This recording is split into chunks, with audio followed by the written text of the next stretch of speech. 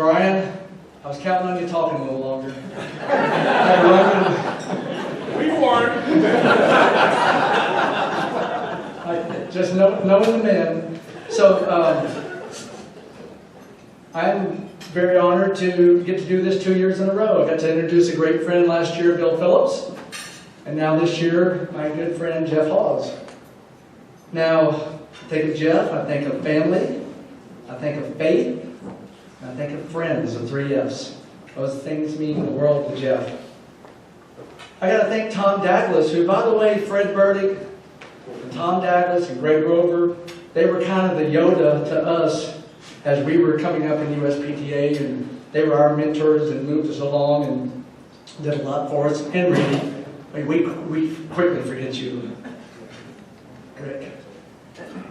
So those were the guys that helped us all as we were maturing in this and giving us reasons to continue and to move forward and take the next step and the next step. So we appreciate you guys.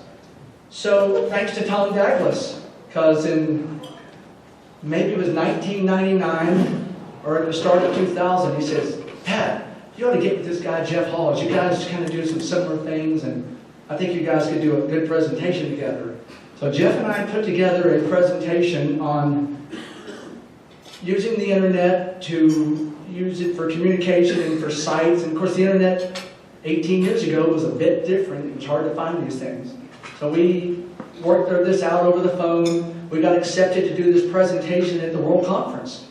And that was out in Phoenix, I believe. And so that was pretty amazing. So we meet each other actually at the World Conference. We've never seen each other before. We get to meet each other there. And Jeff rocks up in a convertible Jaguar at the World Conference. I'm like, holy cow, what is this guy doing?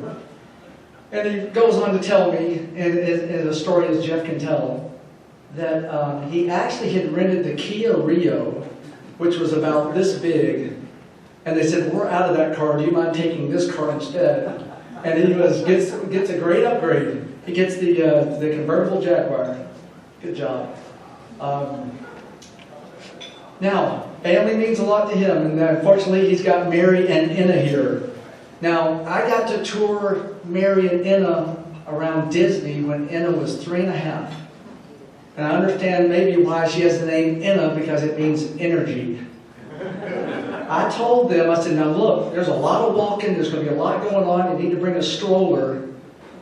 And basically the whole day Enna pushed that stroller around Walt Disney World because she wasn't getting in that stroller, she was walking every place. And then if you had your druthers, you'd have rode the carousel all day long. As you wanted to ride that carousel, and we couldn't get you off of that thing for anything. That's all she wanted to do, ride carousel. And Jeff's thinking, I just spent $500 and she wants to ride the carousel. And Mary, we went for a wedding. My wife and I, my nephew got married, and they invited us to come stay at their house for a day. My nephew lives in New Orleans, where they live. And they put us up for a day, which was great. And then my wife wanted to go see a place that she sees that does dog rescue. She watches it on Animal Planet. And it was in a little bit of a shady area there, and Mary said, no, you're not going there. I'll drive you there. So she drove us there, dropped us off, or maybe walked through with it just a little bit. And but she wanted to make sure that we got there, because she said, you get lost, you don't know where you're at. And then turned around and drove us around, showed us some stuff. I mean, she's a great tour guide. You ever go to New Orleans? That's who you want to take you around New Orleans. And then we wanted to go to, the French Quarter area. So she said, I'm going to drop you off, and when you're ready, you call me, I'm going to come back and pick you up. So that was really cool. Thank you, Mary. That was really cool. So, and I'm saying this because this family of his means a lot to Jeff, for sure. So this is what's neat. Now, Jeff went to Methodist College PTM program. By the age of 35, Jeff had been president of 2 divisions. He was Missouri Valley president, I think when he was 16. And then he was he moved to North Carolina, and he became the Southern president. So by the age of 35, he's been president of 2 divisions, and he's a master pro. age 35. He wasn't the youngest to ever get it, but I'm surprised that he wasn't. It's a lot of accomplishment by that age. He's already a director of tennis, and he's doing great in his job, great in his career. He goes on to become voted in as a national board member a number of years later, but that's a lot to accomplish at that young age. And I was happy because Fred Burdick and Jeff and I went in at the same time for Master Pros. And we kind of made a pact a year earlier. We said, we're going to do this. And I got to a point that I didn't think I was going to be able to make it because I had my mom passed away. I got a new job. We moved into a new house. And something else had happened. And I'm like, I don't know. I just might have to wait till next year. And both Jeff and Fred, no, we're doing it this year. Get your stuff together. Let me know if you need help. So it does become a brotherhood, and we were all working on this together. So that was great. Jeff's got a good sense of humor, and he likes playing pranks on people. So one that I'll remember, since I just had to excuse myself for a moment, we're staying someplace, I think we're up in Missouri Valley, and we're staying at a hotel, it might have been a Drury Inn, and a great hotel, and Jeff had this thing that he never wanted me to use the bathroom in our room. I'm supposed to go to the one in the lobby. So, I mean, this is just one of his things. I'm supposed to leave it for him. So, okay, we make a stop on the way out. And I'm going in there. And as soon as I go in there, I hear him turn around and say, Miss, housekeeping, can you get in here and clean this bathroom up? I think I need to. So, always good for some bathroom humor, huh? But I did something. I wanted to call some of his friends and have them write something for Jeff and a few notes that I thought he would really appreciate. And I'm going to read a couple things here. Tom Douglas, who's sitting over there with them, said Jeff is one of the most committed and competent tennis professionals in the industry, and he's given so much to the USPTA. I particularly owe Jeff a sincere debt of gratitude for all the input, support, and validation he offered during the USPTA culture-changing period during Tom's presidency. Jeff's clear mind, advice, intuition were invaluable, and you have Jeff Hawes to thank for much of the positive enhancements of our association. His leadership qualities are clearly documented in the USPTA Southern Hall of Fame is a better group with his induction. His friend Nancy Cox, who he's on the board with, she says, I am humbled and honored to share a few words about Jeff. And by the way, I want to read these to you because he doesn't really want to hear me say anything about it. Jeff, you surpass everything that is good in a human being as a family man and a friend, and in your displays of leadership as a USPTA professional. It is no surprise that your division has chosen to bestow this distinction of entry into the hallowed grounds of the Southern Division Hall of Fame. Honor and integrity are the first words that come to mind when I think of you, Jeff. You exemplify uprightness of character and action. You are honest, refusing to deceive in any way. You have the highest regard for the standards of your profession. Jeff, I wish I could be there as you received this significant honor. By the way, she texted me an hour ago and said, how did it go? So she was thinking of you. It was a great privilege for me to serve with you on the USPTA National Board and drive change for the better. Todd Upchurch, had to ask him, he's our past president, tenacious, driven, focused. He is a pro's pro and has led the way for others to follow, a dedicated supporter of USPTA and a catalyst of change in the organization. I'm proud to call him a fellow professional, a friend, and now Hall of Famer. I guess that adds another F on that. Family, faith, friends, Famer. Dave Moyer, who's a longtime friend of Jeff's, said Jeff Hawes has been one of my closest friends for over 20 years now, and someone I love like a brother. Jeff has always been a rock for me, someone I can count on at all times, no matter how busy he is or what is going on in his life. His faith, his devotion to his family, and his love for people are all things that I have admired about Jeff. Now his love for the Ohio State Buckeyes leaves a little bit to be desired, but I've learned to look past that through the years. I can't think of a more deserving person than Jeff Hawes for the Southern Division Hall of Fame. I'm sad that I am not there to experience it with him, but unfortunately my duties as conference coordinator for the Southwest Conference is the same weekend. So, congratulations from your friend Dave Moyer. And I asked Tom McGraw to send in something, and Tom kind of echoed some of these same thoughts from people, and we didn't know that Tom was going to be here. But actually, the note that Tom sent me before he would say anything, actually sums it up even better. So he says, I've attached my comments regarding Jeff. You know how you reflect on relationships and people when you do something like this. He said, I started laughing yesterday about how Jeff tried to teach you to iron at one time when we were at a hotel for a conference.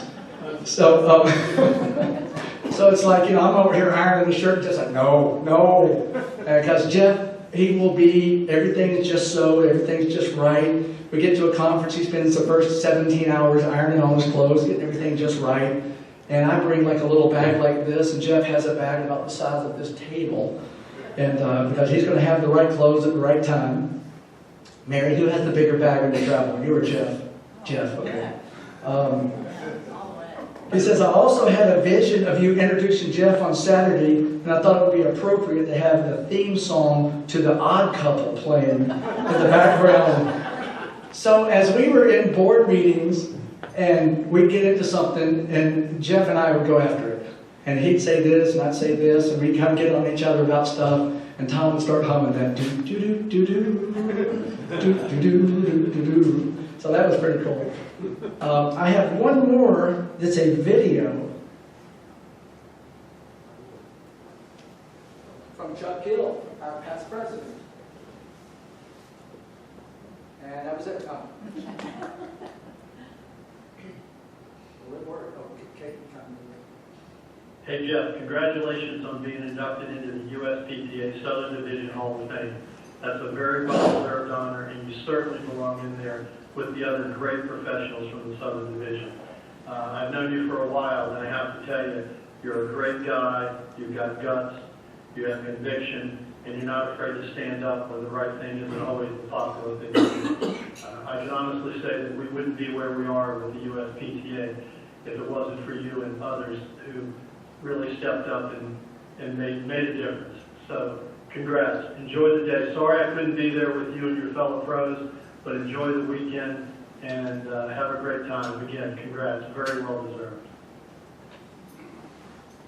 And I'll guarantee you there's many others that would love to. I'm not going to stand up here for the next hour and do it, but I've got many others that would have sent videos and sent words. But that is it. I'm so proud of my great friend Jeff Hawes to have him be in our Southern Hall of Fame.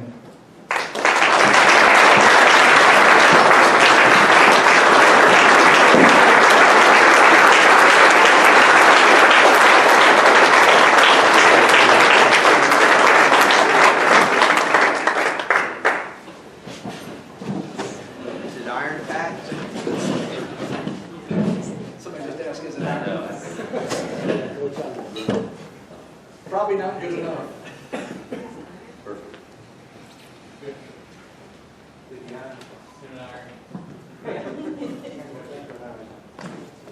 Has a couple wrinkles. Yeah. A lot of times when I go places, one of the things I like to do as an icebreaker is just say, tell us something that maybe you've done that nobody else has ever done. And one of the things I always say is, have you ever taught anybody how to iron? Well, I actually did. And I tell them about being at the conference in North Carolina, and that was a fun time. But just something for Fred and his committee real quick. I bet you didn't think that you were going to be inducting a Wolverine and a Buckeye in the same year. I can say that I've got lots of Buckeyes here, right? Our Pro of the Year, Chris Cater, not only is a Buckeye, but he also attended the same high school I did. And our coach is right over here, Coach Bradshaw, and his son, Ben, who was my best friend growing up, and we enjoyed many happy moments together. But, you know, if I start thanking every single person. Like Pat said, we'll be here for quite a while. So, you know what I decided is, I'm not going to do that. I'm going to start a new tradition. And here's what I want to do, is I'm going to encourage every future inductee to start out by telling us a story or two that they had or encountered during their career.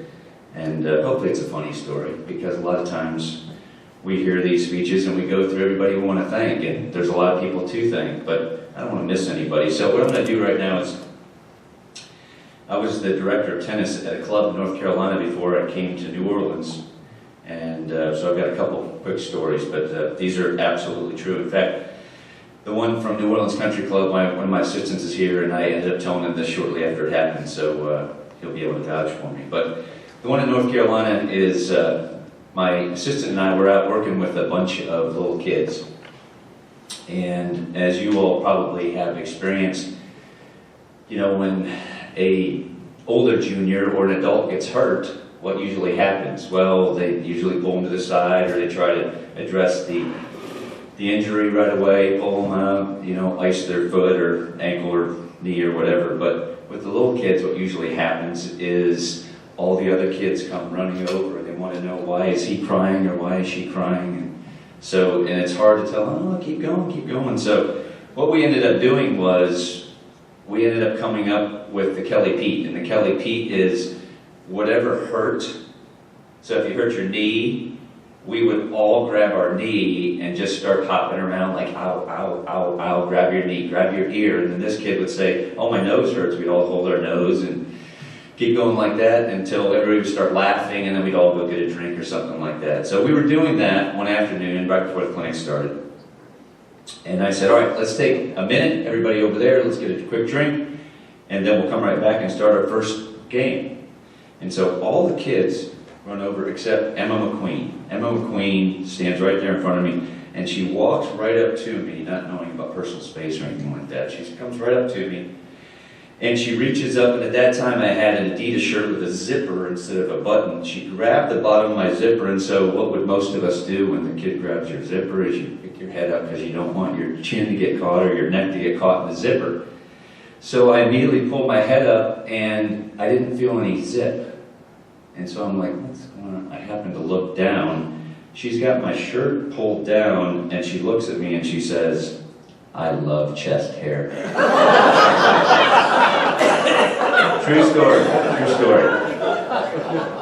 I told her mother about that, I don't remember if it was that evening or the next day, and she was totally embarrassed, and I said, don't be, that was a story that I'll tell for a long time. So, that was a good one. This one happened probably, I don't know, maybe 6-8 years ago.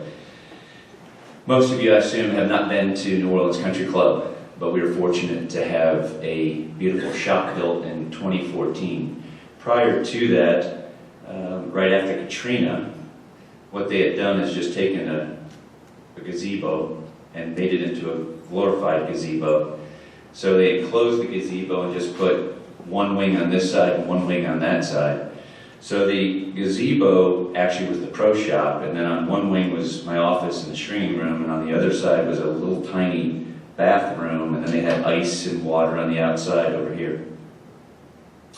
I'd always told our staff, look, if you guys have to, as Fred would call it, number 2, okay, how about if we go over to the main clubhouse, okay, because it's not a real big area. So one afternoon I am coming in from teaching a lesson, and as I walk in the door, all the lights are off, and there's no desk person there, there's no pros around, and I'm wondering what's going on. I came in to get a tissue, actually, and I walked across the pro shop and walked into the bathroom. As I walked in there, I got close, and I'm like, oh my goodness, who did I hide in here? That's, whew. And I grabbed a tissue. I'm looking for air freshener. Don't see any. And I'm like, we got to get some new air freshener. As I turn around, grab the tissue, and I start to walk towards the door, here comes Lynn Flynn. And Lynn Flynn passes me, and as I'm walking out the door, I realize she's going in the bathroom, and under my breath I am yelling, it wasn't me!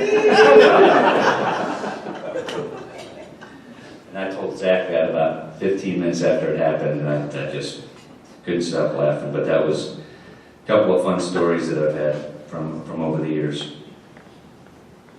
I will tell you that in March, when Fred called me and told me that congratulations, I had been voted on and I would be a next inductee into the Southern Hall of Fame, I thought to myself, man, I'm really lucky.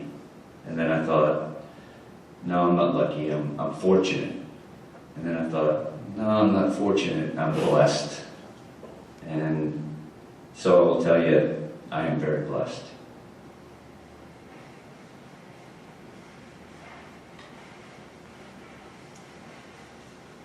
As I mentioned a few minutes ago, very fortunate to have my high school tennis coach, Coach Bradshaw here.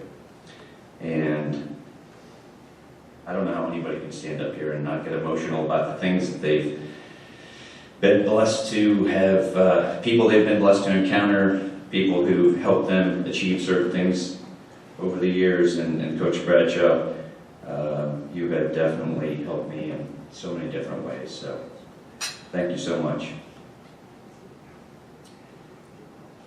Next, I would like to tell you about a couple of my family members who have blessed me over the years. The first one is in regards to being generous. My oldest brother, who is passed, he was killed in an accident back in 2001. But back in the 80s, he was working for UPS. And I remember that Jay was so focused on achieving position and making lots of money. And I remember him telling my mom and dad, of course I was younger at that time, that he was expecting and planning to be a millionaire by the time he was 45. Had it all planned out, putting money away, stocking it away based on this and that. He's going to be a millionaire. Well, interestingly enough, he changed his life around. And in the late 80s, he gave his life to the Lord, and he and his wife decided that they were going to pursue the ministry and decided that they were going to run a daycare, which didn't really pay anything, but they were going to continue to do that until he was able to get his education and then possibly pursue being a pastor at a church. And so they did that. But the one story I remember, and my nephew actually tells this story, is it's about being generous. And it's in regards to his church. And because they didn't have a whole lot of money, I remember the one day that they were going to be having a food drive at the church. And they asked the kids bring cans of vegetables or whatever to the church, and they were going to donate it. And Jacob says that they asked Mom and Dad about doing that, and they said, go downstairs and check the cupboards and see what you can get and take it to church with us. And the kids went downstairs, and Jacob said there wasn't hardly anything in the pantry, in the cabinets. He said, but there was about 5 cans, and each of us got one, so they took 3 cans. And they took it to church that day, and they donated it. And about 2 o'clock that afternoon, they got a knock at the door, and it was church bringing baskets full of stuff for their family.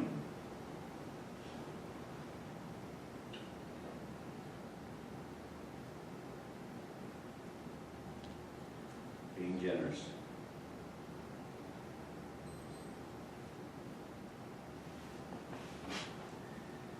If you would humor me for a second, and we'd love to have all the tennis pros just close your eyes for a second.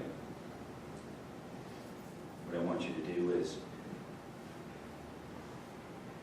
think about the little kids that play at your club. And I want you to think about that kid that you know in playing in the league, junior team tennis, whatever it is, you know that this is the kid that you can always depend on. So whether it's you have a new child that's coming to play, this is their first time playing, you can put that boy or girl with them and they'll be totally fine. They want to help them out, they want to care for them.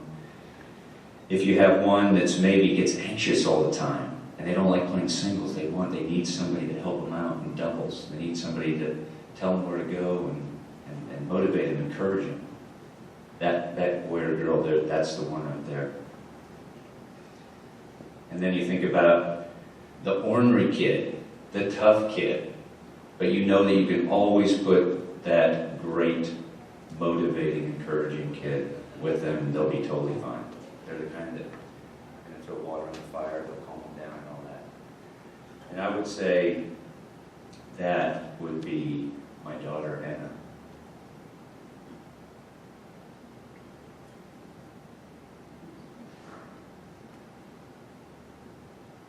And you want to stand up?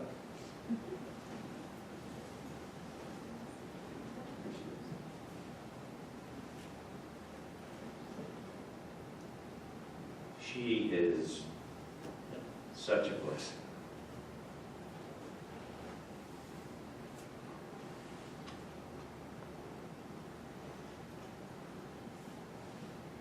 Such a blessing. She is that person that you're thinking of at your club, that I know I can put her with. She's going to be encouraging, not criticizing. She's going to be the motivator. She's going to be the helper. So thank you, Anna, for being so encouraging. I think of my parents and how supportive they were of me. Mom and Dad are so good. They're still alive today. Dad's early 80s and Mom's about ready to turn 80, and they would love to be here. But they were and are, continue to be, the kind of parents that I think every kid would love to have. They were not overbearing. They were not pushy. They were very good at sharing and enlightening and maybe even encouraging, pointing in direction, but they let me make decisions. They loved the fact that I had great mentors like Coach Bradshaw and great friends like Ben and Darren and several others where I grew up. But they were incredibly supportive. Very blessed to have such good parents. I remember when I was in my early 20s, story about Mom. In my early 20s, a girl at college had broke my heart. And I thought she was going to be the one that we were meant to be. And she broke my heart. I came home, and Mom and Dad never said a whole lot about anybody I dated, because they knew if they did, I'd get Neil, come on. So I remember sitting at the dining room table, and my mother, I'm 21, 22 years old, I remember my mom saying, "Jeff, don't worry about it. You know, Gary, your sister-in-law's brother, he just got married, and he's 28 years old. So, you know, there's still time." And I said, "Mom, I'm not getting married when I'm 28. I got married when I was 28. So, moms know best, right? So, very, very supportive. I'm also very grateful to have a grandfather who would share stories. I'm sure a lot of you can relate to this. Back in 2012, I did well at New Orleans Country Club. I had a good year. Since then, I haven't done as well. And so, you know, I mean, I think we would all like to make more money the next year. The next year, you know, we'd expect to do that. I think most of us do. But it doesn't happen that way. There's times I've had a pity party for myself, and why isn't this working out? Well, things change. We all know that. But I was reminded recently, brought to mind, about my grandfather's story. This is absolutely true. He told me so many times. This is one of those, and Anna's guilty of it too. I'll hear Mommy talking to Mommy in the bathroom. So, "Mommy, tell me that story again." I mean, all kids do that. We love to hear those stories. This is the story that my grandfather told from back in the Depression. And he and my grandmother, May, woke up one morning. This was either early to mid-30s, 1930s. And he said, Jeff, I did not have a cent to my name, not one penny. And he said, I asked May, how much money do you have? And she said, Howard, I have a dime. A dime. No. This was late fall, and they had 4 boys. He said, I had nothing, and she said, I had a dime. Grandpa said, I remembered that a city over from us, a gentleman wanted to buy my car, and I wouldn't sell it to him. And he said, I didn't know how we were going to make it through the winter. He said he called the guy, and they met at a spot about halfway between. And what he did was he said, Jeff, I parked my car. He parked beside me. He got out. We shook hands. He gave me $200, got in my car, and I told him I needed a car too. I got in his car, and we went the opposite directions. So literally, traded cars, no tax title, nothing like that. Just traded cars, and he got $200, and he said, that's how I took care of my family for that winter. So Jeff Hawes was disappointed because he didn't have as good of a year in 2013, 14, 15, 16, 17. And my grandfather had 4 boys and barely made it through the winter of 1934 or 35. So I think I'm blessed. Very blessed. Got a quote to share with you. I just heard this quote a couple of weeks ago, and it really hit me. I don't know if it'll affect you or not, but it did me. This is by a French pastor back in the 1800s, and it goes like this. If God would concede his power to me for 24 hours, how you would see the changes I would make. But if he would concede his wisdom also, I would leave things as they are. I think that's powerful, very powerful. Yesterday, at the end of the faith fellowship session we had, we didn't get down to all my questions. And the last one I had was, tell us 2 things that you know for sure. And I know 2 things for sure. Number 1, God is in control. And number 2, I'm blessed. Thank you so much. Appreciate it.